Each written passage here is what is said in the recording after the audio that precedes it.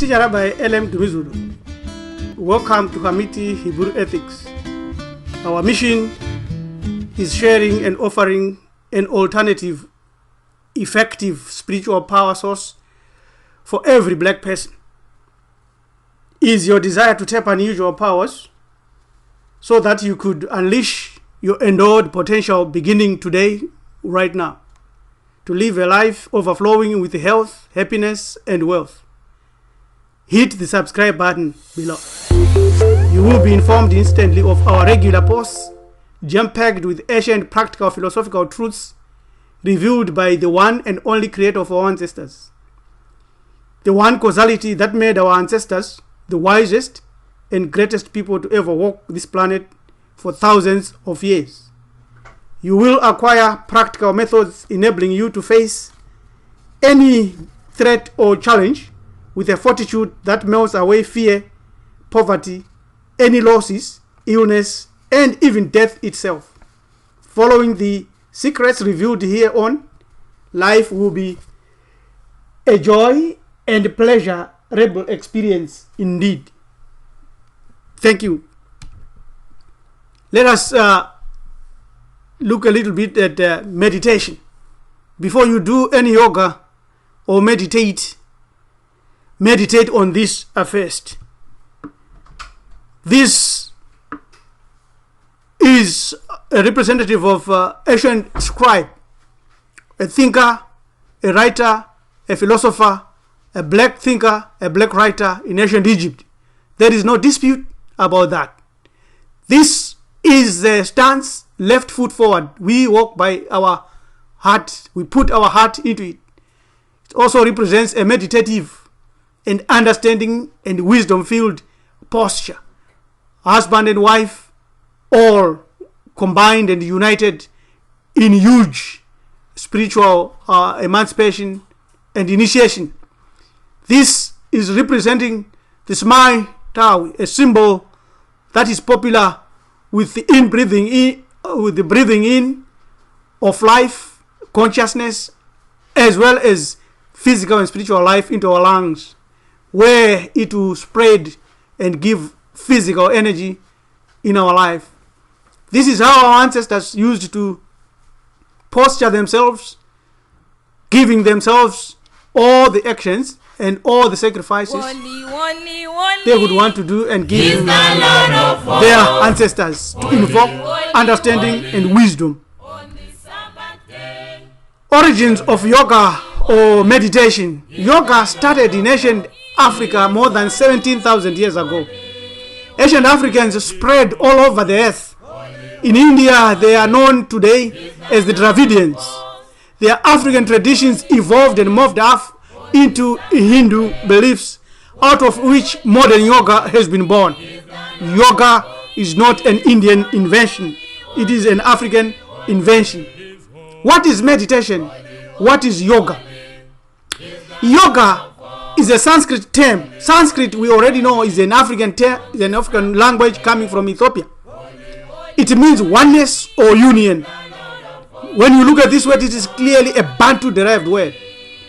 For the word yoga in Bantu means alone. When you remove the Y, it's oga, means alone. There is also a popular word believed to be of Indian origins. And this word is not of Indian origins. This word is guru. It is associated with Indian yogis or masters or teachers. One of them is here, shown here. Suffice to say, this word is a Bantu word. It means something more than what you have been taught. Other words that are related to meditation are focusing on one subject, contemplation, thought, thinking, musing, pondering, consideration, reflection, prayer, deliberation, study, rumination, cogitation, brooding, mulling over, reverie, study, concentration, speculation, and one of it, which is very rarely used, celebration. It is a cultivation of the presence of the Creator by thought and by thinking. These are all brain-soul interface conscious actions. They are different from memory or mnemonic training, which is what the Plutonian type of school we have today in the world is based on. There are many types of meditations or yoga, and this is one of the greatest postures, ancient postures of yoga, found in ancient Egypt on the walls. There is yoga for righteous action. There is yoga for wisdom. There is yoga for divine love. There is yoga for meditation, and there is tantric yoga. Tantric yoga is involved in sexual activities. That word guru that we spoke about, we have an African word called Tate Guru, which represents ancestor. It is a noun, and it is a Shona Bantu language or word. Tate Guru, where you get that word guru, means one from whom a person is descended, whether on the father's side or mother's side. It also means at any distance of time, a progenitor or a forefather or a foremother. It's an African word. Then we come to the actual word guru. There is another guru for an internal organ, which means mudik, another term, another system of yoga or meditation. Hence the idea that the stomach is the second brain. It comes from this understanding. It's the Shona word which means large in space, of much size, or big, immense, enormous, expanded, as opposed to small and little. As a great house, a great ship, a big farm, a very big valley or plain. Then we have got the other word, guru means grand, which means a large size or extent. Also, we have got grandfather, grandmaster, and all those words. There are other words which come from guru. And one of them is kulu. Kulu, which means kuru or mkuru. And kulu is also a Ndebele Zulu term for sekuru, for grandfather. This is where we derive unkulu, sekuru or grandfather, as a repository of our life and our wisdom. What about trance and spirit possession? Before you even meditate, you must know that there is a world of life, a world of spiritual entities ready to jump in if you invite them, knowingly or not knowingly. Hence, you need to lock yourself away from these by knowing your ancestors. You cannot meditate without that. There is one more thing that I'll show you that you must know before you meditate. Semai Dawi is the ancient African word meaning union. It is this word that builds the philosophy of yoga as our ancestors moved out of Egypt into India. Semai means plant, Dawi means branch. Therefore, it means you are vibrating the divine spark to grow it, and you are planting it, you are fertilizing it and watering it. The divine spark is your subconscious or the unconscious or the soul. This is the so-called higher self, is the subconscious, and the lower self is the animal or the body, the physical flesh and blood, in which your ancestral genetic code is buried and flowing via your blood. The lower self, when compared to the higher self, in a meditative or Semai Dawi philosophical posture, brings enlightenment inside your brain. Thus, other alien spirits who are not your ancestors may creep in.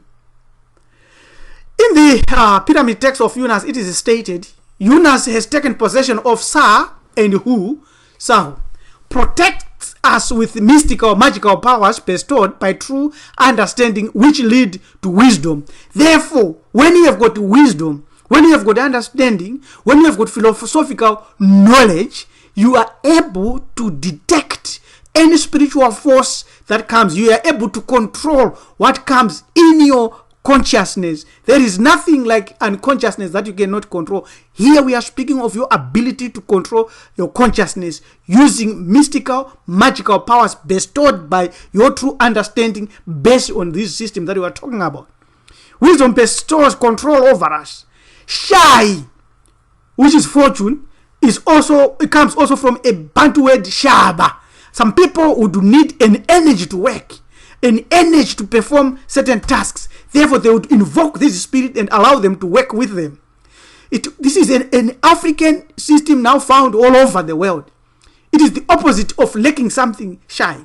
Then you have got the word renunet, which is the ability to reap and open one's fortunes. And you got meshkenet, wisdom or karma, which is one's destiny, which depends upon wisdom. These are all our keys or our doors we use to lock out any spirits that we do not need. So you should guard your divine spark. How do you do that? By practicing your own ancestral meditation. We are taught that man is separated into soul and body. Soul is divine spark, body is this animal, similar to any other animal found on the earth, or worksuit that we need on the earth, worksuit that the soul needs. Only when the two sides of his senses agree together does utterance of its thought conceived by mind take place. The inner voice, the spark of knowledge, comes from the spark, a divine spark inside you. It can be invoked by many methods. It can be evoked by meditation. What we know is that gender is in everything. Everything has its masculine and feminine principles. So it is the principle of opposite which we work with in terms of duality, since we are dual. Gender manifests at all levels, in all planes, in all the 9 dimensions that our ancient ancestors, the ancient Egyptians, and all other ancestors in Africa were able to decode and give to mankind. Evil as well as good both operate to advance a great plan. What we need to understand is where to block the evil and where to use the evil. Now, Mahati is the principle which defines the way we walk. There are 2 roads traveled by humankind: those who seek to live Mahati and those who seek to satisfy their animal passions. Mastery of the passions allows divine thought and actions to blossom. The builder must obtain secrets. It's difficult to know the movement of the nostrils to restore life. These are ancient Egyptian proverbs. Therefore, Mahati comes from Ma'a, which is mother, which is Ma'ati, or what are you doing now? It is the concept of law, the concept of truth, the concept of justice, integrity, uprightness, correctness, righteousness, steadfastness, unalterable reality, order, stability, continuum, equilibrium, balance and measurement, and reciprocity. This is our ancient way that our ancestors defined the philosophy of life. Therefore, before you meditate, here's the last thing: you need to awaken your ancestry. You need to meditate as an African. You need, therefore,